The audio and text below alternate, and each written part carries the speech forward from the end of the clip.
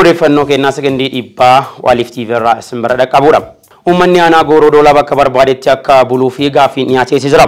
Yaa'ii caffee Oromiyaa torbaffaa oolmaa guyyaa lammaffaa irratti godina Gujii aanaa Gooroo Doolaatti sababa caaseffama godina Boorana Bahaa mormiitiif jecha barattoonni 52 dirree barnootaatiin ala akka jiranis dhagahamee jira.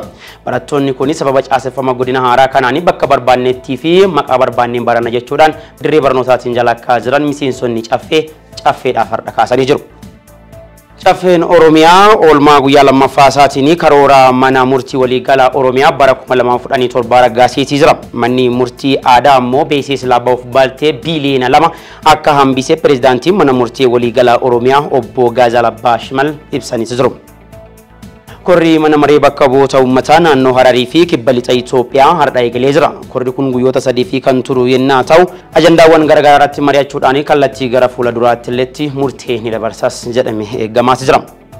Pireezidaantiin mootummaa naannoo Oromiyaa obbo Shimallis Abdiisaanii Itoophiyaan hooggansa haaraa kana jalatti biyya qamadii kadhattee ijoollee fuusifattee heerumsiifattee akkasumallee ammoo taaziyaa teettu adoo hin taane biyya oomishattee jiraattu jechuudhaan har'a caffee Oromiyaa irratti ibsanii jiru.